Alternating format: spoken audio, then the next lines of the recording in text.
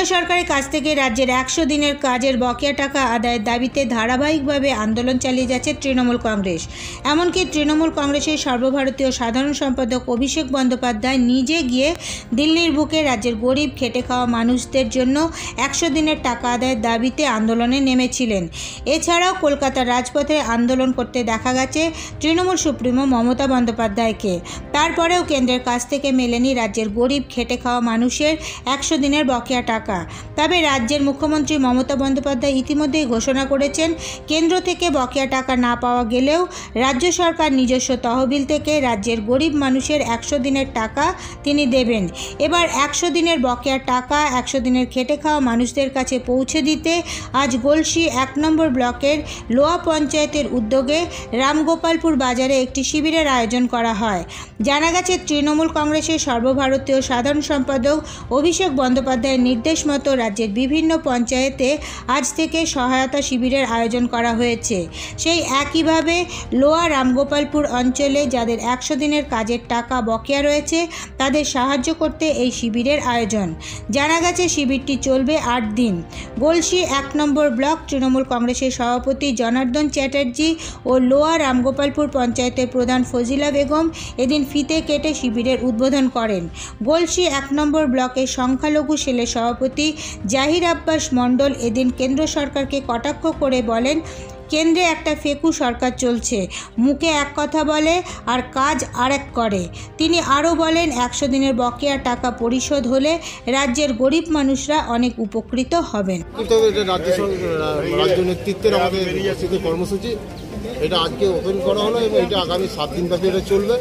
যাদের 2 বছর ধরে 100 দিনের টাকা বকেয়া আছে, সেই বকেয়ার টাকা আমরা ফর্ম ফিল আপের মাধ্যমে তাদের এন্ট্রি করে এটা আমাদের রাজ্য সরকারকে পাঠানো হবে।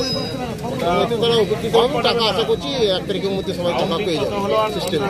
এবং এর সাথে সাথে আমরা এই ক্যাম্প থেকে দিদিমণি ঘোষণার মতো 1000 টাকা এবং 1200 টাকা তার প্রচারও আমরা এটা চালাবো।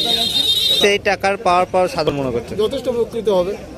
যেটা আজ 2 বছর ধরে টাকা মানে গরিব মানুষ, তারা খেটে খাওয়া মানুষ, আমাদের সরকার তাদের পাশে দাঁড়িয়েছে।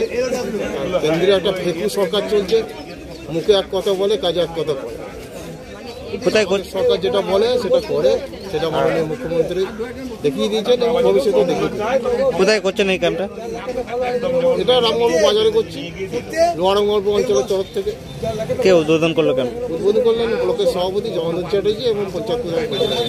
এছাড়া গলসি 1 নম্বর ব্লক তৃণমূল কংগ্রেসের সভাপতি জনার্দন চ্যাটার্জি বলেন, আপনারা জানেন, দীর্ঘদিন ধরে আমাদের সর্বভারতীয় তৃণমূল কংগ্রেস সাধারণ সম্পাদক বিভিন্ন আন্দোলনের মাধ্যমে এমনকি দিল্লি পর্যন্ত দিল্লিতে গিয়ে দরবার করা সত্ত্বেও, মুখ্যমন্ত্রী মমতা বন্দ্যোপাধ্যায় কথা বলা সত্ত্বেও প্রধানমন্ত্রীর সাথে এখনও পর্যন্ত আমরা 100 দিনের যে বকেয়া টাকা গত 2 বছর 2.5 বছর ধরে যেটা আটকে আছে সেই টাকা এখনও দেয়নি। তাই রাজ্য সরকার রাজ্য তহবিল থেকে সেই টাকা যাতে গরিব মানুষের যে অর্থ, সেই অর্থ তাকে বরাদ্দ করা হয়, সেই জন্য এই ক্যাম্প তৈরি করা হয়েছে।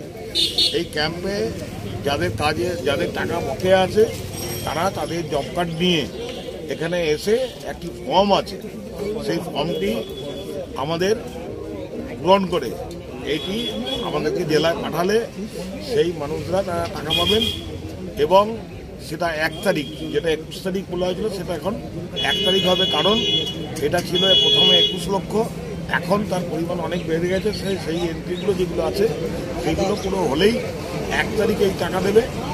আবার আবাস যোজনায় যারা বঞ্চিত আছে, আবাস যোজনায় যে টাকা দিচ্ছে না, সেই আবাস যোজনায় কিস্তির যে টাকা না দেয়, মুখ্যমন্ত্রী আমাদের প্রতিশ্রুতি দিয়েছেন, বাজেটের প্রতিশ্রুতি দিয়েছেন যে সেই টাকাও যেটা আছে, যেটা বকেয়া, সেই টাকাটাও আমরা পরবর্তীকালে 1 মে থেকে আমরা সেই টাকা দেওয়ার ঠিক করেছি। তাই সকলকে অনুরোধ করব, এটা এই বাজারের মাঝি ক্যাম্প, অর্থাৎ আমরা জানেন দুয়ারে সরকার আমরা পঞ্চায়েতে পঞ্চায়েতে করেছি। এরপরে এখন আমাদেরকে এখানে এটা করানো অর্থ হচ্ছে যে কোনো মানুষ যাদের টাকা বাকি আছে তারা জব কার্ড দিয়ে এসে এখানে এসে এন্ট্রি করতে পারে। এন্ট্রি করলে আপনারা জব পাবেন। এবং সব কিছু শেষে একটাই কথা বলবো যে এই ক্যাম্প যেমন চলবে, পাশাপাশি যা সমস্ত গ্রামেই প্রচার করা আছে আমাদের প্রধান রয়েছে, তিনি অলরেডি প্রতিটা জায়গায় প্রচার করেছেন এই ক্যাম্পের জন্য। এই ক্যাম্পে সবাই আসবেন, এসে আপনাদের যেটা করণীয় সেটা করবেন। আর মুখ্যমন্ত্রী মমতা বন্দ্যোপাধ্যায় যেটা করণীয় সেটা মুখ্যমন্ত্রী বন্দ্যোপাধ্যায় প্রতিশ্রুতি মতো সবই করবে। আমরা এইটুকু বলছি যে আস্থা রাখুন, ভরসা রাখুন।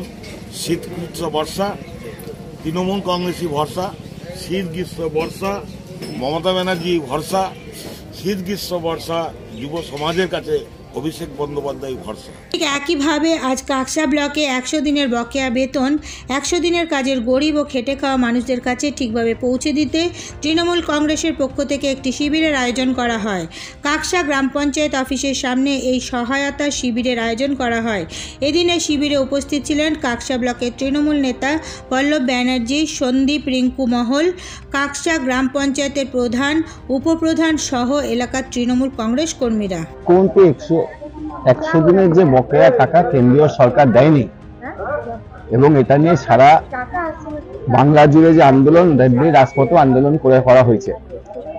বাংলার মানুষের প্রতি যে বঞ্চনা কেন্দ্রীয় সরকার তথা বিজেপির, সেই বঞ্চনাকে মমতা বন্দ্যোপাধ্যায় তোয়াক্কা না করে বাংলার সাধারণ মানুষ, গরিব খেটে খাওয়া মানুষের কথা চিন্তা করে পশ্চিমবঙ্গ সরকারের পক্ষ থেকে 100 দিনের যে বকেয়া টাকা বাকি আছে, যেটা সেই টাকা মমতা বন্দ্যোপাধ্যায় দেবে বলেছে এবং সেই হিসাবে সারা পশ্চিমবঙ্গের প্রত্যেকটি গ্রাম পঞ্চায়েত এলাকায় আজকে থেকে 25 তারিখ পর্যন্ত তৃণমূল কংগ্রেসের পক্ষ থেকে সহায়তা শিবির করা হয়েছে।